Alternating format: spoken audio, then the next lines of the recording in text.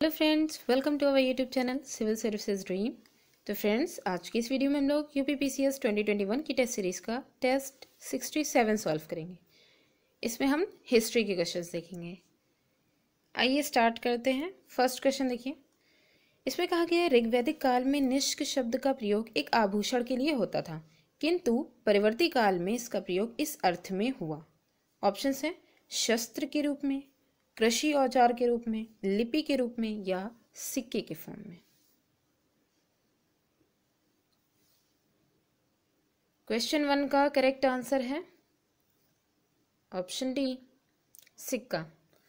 जो वैदिक काल था, ऋग्वैदिक काल, वही मतलब वैदिक काल में सोने के हार को निष्क कहा जाता था। सोने जो गले के आभूषण होते थे, हार वगैरह सोने के बने होते थे, ठीक है, इन्हें निष्क कहा जाता था। और निष्क के प्रयोग से मतलब कि यही जो निष्क का प्रयोग था, इसी नहीं आगे आने वाले जो सिक्के हैं, आगे आने वाले जो सोने के सिक्के थे, उनके व्यवहार के मार्ग को प्रशस्त कर दिया। यानी परिवर्ती काल में आने वाले जो समय में यही जो निष्क शब्द है वो अब सिक्कों के लिए यूज होने लग गया। ठीक है, नेक्स्ट क्वेश्चन है क्वेश्चन नंबर 2। इसमें है शतपथ ब्राह्मण में उल्लिखित राजा विदेद माधव से संबंधित ऋषि थे। ऑप्शन है ऋषि भारद्वाज, ऋषि वशिष्ठ, ऋषि विश्वामित्र या ऋषि गौतम रहुगढ़। क्वेश्चन 2 का करेक्ट आंसर है ऑप्शन डी, ऋषि गौतम रहुगढ़।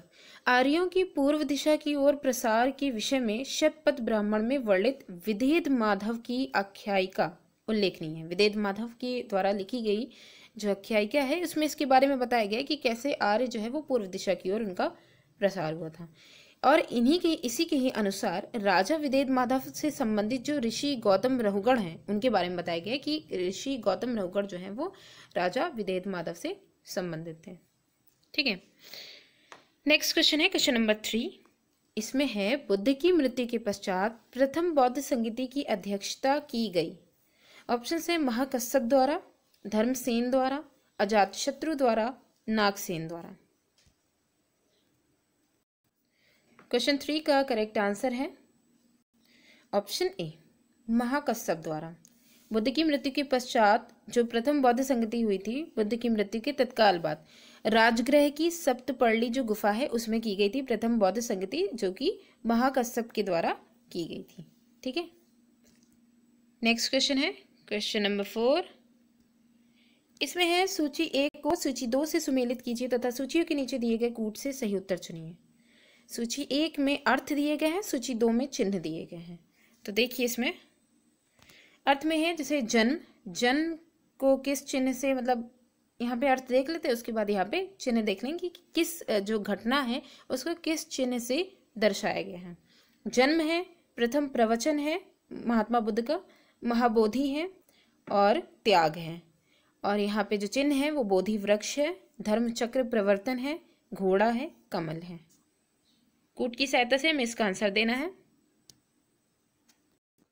तो क्वेश्चन 4 का करेक्ट आंसर है ऑप्शन डी, 4 2 1 3। मैच करके देखते हैं। इसमें देखिए, इसमें पहला है जन्म। जन्म जो है उसको किस चिन्ह से दर्शाया गया है जन्म को, तो ये है कमल।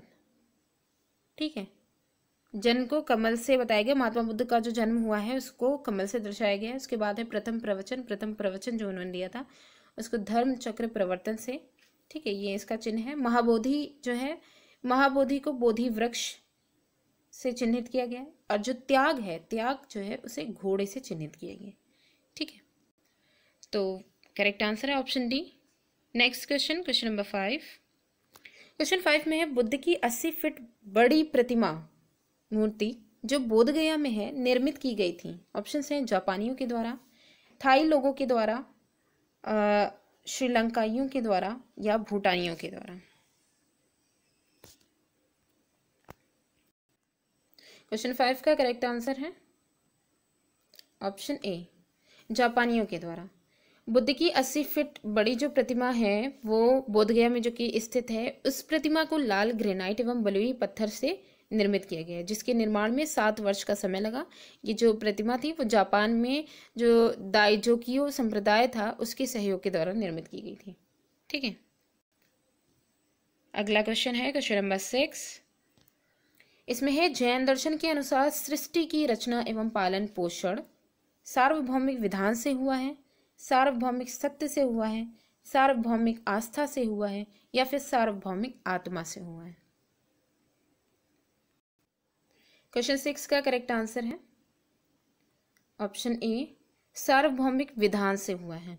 ठीक है, तो ये इनका करेक्ट आंसर है। देखिए, जो जैन दर्शन है उनका ये मानना था कि समस्त विश्व जीव तथा अजीव नामक दो नित्य और स्वतंत्र तत्व हैं, उन्हीं से ही मिलकर के बना हुआ है। या तो पूरा जो विश्व है वो या तो जीवित या फिर अजीवित, ये दो चीज़ों से मिलकर के बना हुआ है।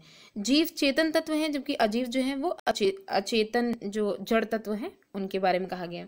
ठीक है, तो इस आधार पर जो विकल्प ए है वो सही है, जिसमें ये कहा गया है कि जैन दर्शन के अनुसार सृष्टि की रचना पालन पोषण सार्वभौमिक विधान से हुआ है। ठीक है, जिसका मतलब ये होता है विधान, इसका मतलब ये होता है कि कोई संचालक, कोई नियंत्रण करता नहीं है। ठीक है, तो मतलब कि जो ये जो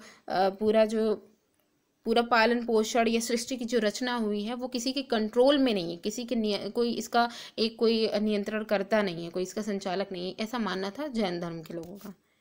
ठीक, नेक्स्ट क्वेश्चन है क्वेश्चन नंबर 7। इसमें है आजीवक संप्रदाय के संस्थापक थे। ऑप्शंस हैं आनंद, राहुल भद्र, मक्खली गोसाल, या फिर उपाली। क्वेश्चन 7 का करेक्ट आंसर है ऑप्शन सी, मक्खली गोसाल। आजीवक संप्रदाय के जो संस्थापक है वो मक्खली गोसाल हैं, जो कि प्रारंभ में महावीर के शिष्य थे।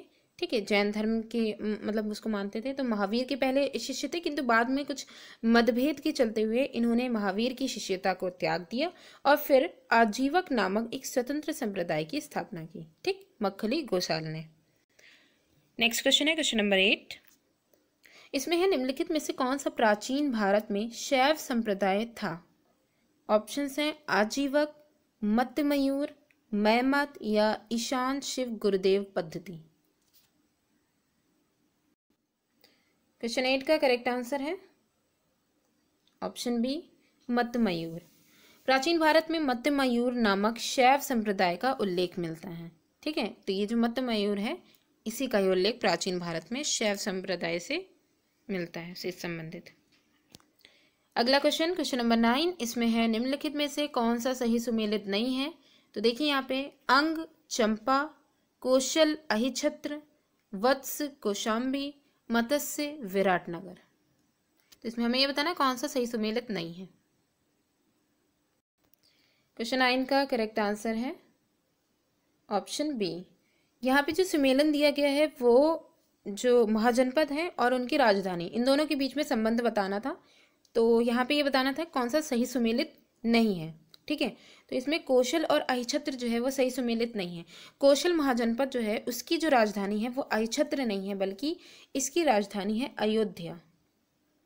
कौशल महाजनपद की जो राजधानी है वो अयोध्या थी। ठीक है, और जो अहिछत्र दिया गया है, अहिछत्र जो राजधानी है वो पांचाल की है। लेकिन कौन से पांचाल को दो पार्ट में डिवाइड किया गया था, उत्तरी और दक्षिणी। ठीक है, तो उत्तरी पांचाल की राजधानी अहिछत्र है और दक्षिणी पांचाल की राजधानी कामपिल्य थी। बाकी जितने भी यहाँ पे ऑप्शंस दिए गए हैं कि जो अंग जनपद है महाजनपद उसकी राजधानी चंपा है, वत्स की कौशाम्बी है, मत्स्य की विराटनगर है। ठीक है, कौशल जो है इसकी अयोध्या है और अहिछत्र यहाँ पे जो दिया गया है ये उत्तरी पांचाल की राजधानी है। लास्ट क्वेश्चन है क्वेश्चन नंबर 10। इसमें है निम्न में से किन ग्रंथों में प्राचीन भारत के 16 महाजनपदों की सूची मिलती है।